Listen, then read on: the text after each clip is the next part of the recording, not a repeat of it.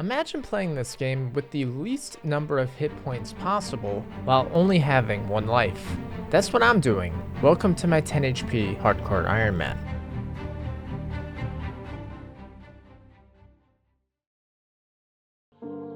So in the last video, I spent 47 hours in the quarry getting 85 mining, and then I went to the mining guild and broke runite ore bots for absolute bank. So now my next goal will be 89 smithing, which will allow me to make runite swords, which out for 12,480 GP each. So in order to do smithing as most efficient as possible on this account, what I need to do is get a coal bag. So I'm in Motherlode Mine right now, which is probably my least favorite place in all of old school RuneScape. Many hours later, we're coming in on 100 golden nuggets to get the coal bag. We currently have 99 in the bank, so I'm just gonna go one inventory at a time until I get the 100th nugget. Please. Yes! We're done. Okay, very nice. And gem bag eventually. Prospector, yeah, probably not. Alright, so these were all the ores mined. Over a mil, damn.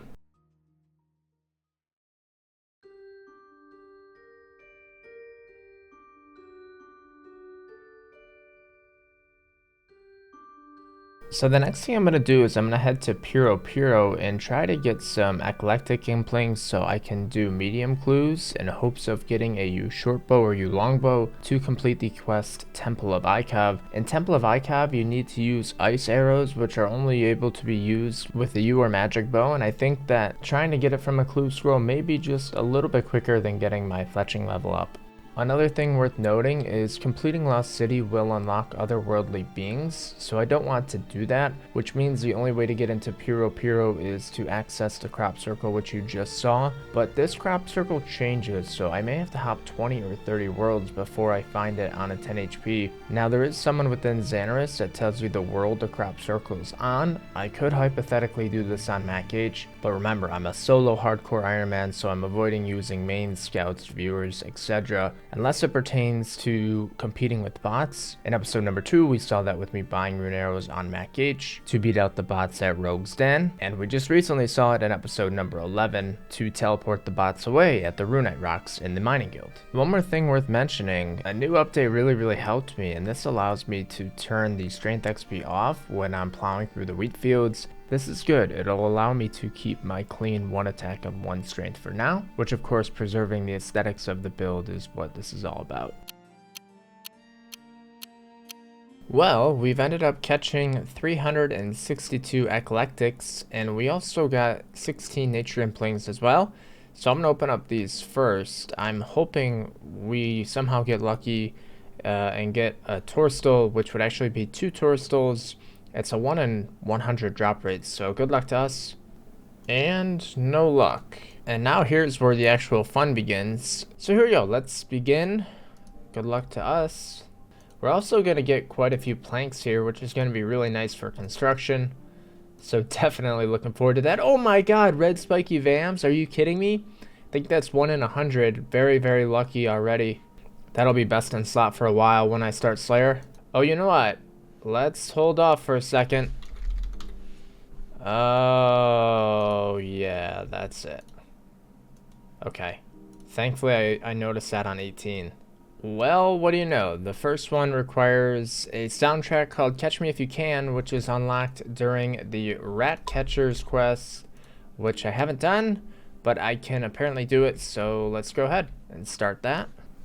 Yo, what the shit is this, honestly? I have to catch 6 rats without these guards catching me. It says guards can notice me by sight and proximity. Okay, like, I don't even know where these rats are. Oh, jeez, this is gonna suck, bro.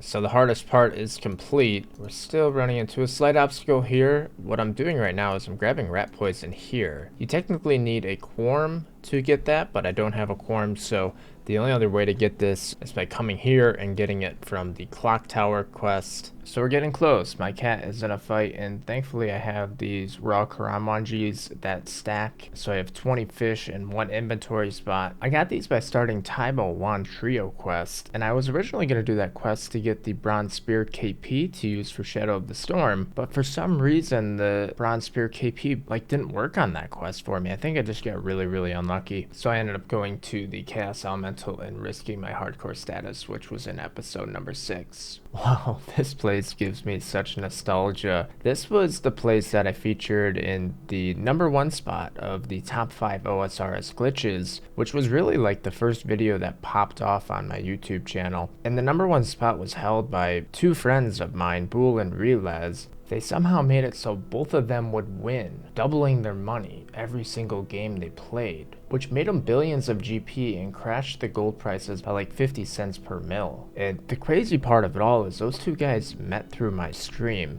You guys may know those guys as like the dudes who no-clipped Kriara during ModMat K's stream a long time ago, opened the door to the Varrock West Bank. They've done some really cool things. Super knowledgeable of the mechanics of the game. So this should be Rat Catchers completed. There we go. 2 quest points, 4,500 thieving XP, access to the rat pits, 106 quest points, 65 thieving coming in. We've now unlocked spice stalls, magic stalls, scimitar stalls, pickpocket from watchmen, menethite thugs, sorcerer's summer garden.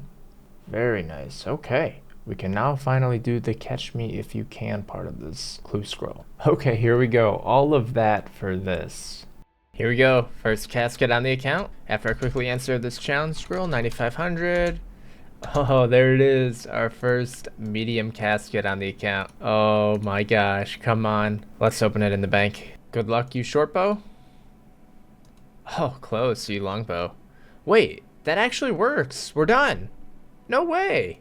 Well, I can't even put into words how spooned we've been getting on this account. The chances of getting a U short bow are 1 in 34 from a medium clue scroll. The chances of getting a U longbow are 1 in 38. So the chances of getting a U short bow or a U longbow are about 5.5%, which would mean I should have done 20 clue scrolls to get either of these items, but we just did 1. So what that means is we can now do Temple of Ikov. So to do Temple of Ikov, the first thing I need to do is drop my ranged level and my magic level all the way down to 1, and how I'm gonna do that is by going to cockatrices. The boss uses a magic attack and his magic accuracy rolls off of my magic level, so the lower my magic level, the more the boss will hit and the easier it'll be for me to recoil. And then I also need to lower my range level because I need to hit at least a 1 on the boss to kill it. This is a quest that isn't fully recoilable, so unfortunately I will have to get at least 1 hit points experience. Now the caveat is this, is I'm gonna have to log out every 5 seconds to preserve my stats from going up. It used to be a minute, but Jagex changed the way that temporary boosts work, so they really only last like 10 seconds now. So I just log out every 5 seconds to be safe. It's gonna be annoying to get to the boss, but luckily for you guys, you don't have to watch all that.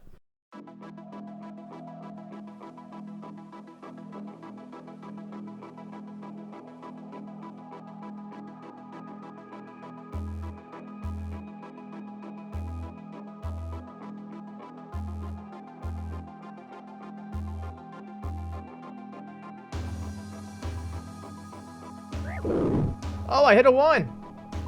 Let's go, baby. That's it.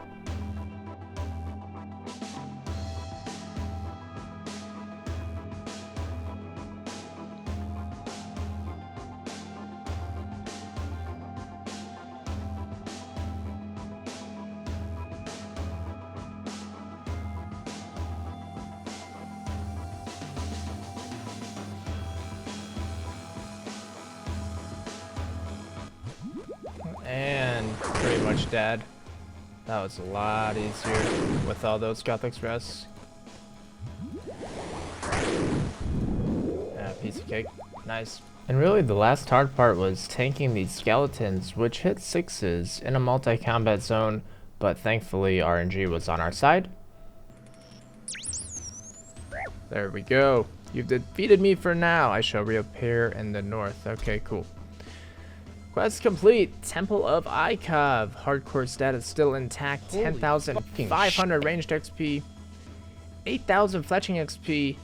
107 quest points, up to 45 range, you can now wield Chinchompas. So after completing Temple of Ikov, I was pretty pumped up, so I decided what I wanted to do was go back to do medium clue scrolls, and maybe we'd get our hands on ranger boots. And well, this happened instead. Oh shit, I'm not gonna hit the hero, am I?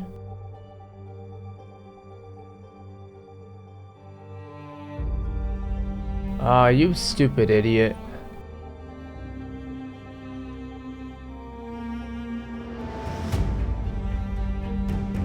Oh, now oh my god. Ugh. Mission No. failed. We'll get 'em next time. Oh.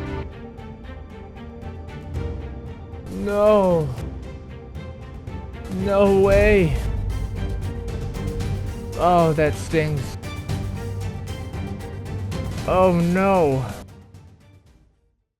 Alright, let's rewatch it, and I'll pause it right here. So I think there's two big mistakes that I made. The first mistake was they didn't have a one-click teleport. Now, since I couldn't make house teleports yet, I could have simply just used the Chronicle and put it in the lower right-hand corner of my inventory, which is what I'm typically used to quick tele out from somewhere. And I didn't have that, and you saw later in the clip that I panicked on the Artie Cape and that sort of thing. But I think the second big mistake, and maybe the less obvious one, was as soon as I started getting attacked by this guard, I immediately ran away. But I should have just stopped for a second and said, hey, wait, there's a door right next to me. And I literally just should have went in this door and closed it on the guard and let my cannon keep firing. The guard wasn't what killed me, it was me panicking on the guard and running around the building, and then my cannon hitting the hero and the hero killing me. The unfortunate thing of it all was the hero maxed on me at max's 9s. In retrospect, if I would have had a Ring of Life on me, the Ring of Life actually would have activated because it activates on 10% of your hit points level,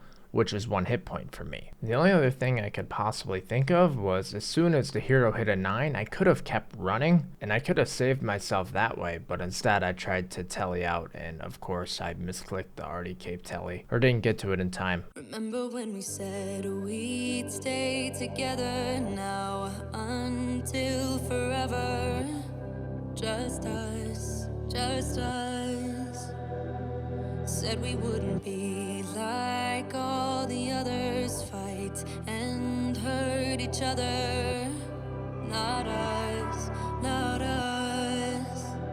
But we let each other down, down, down, down. Yeah, we let each other down.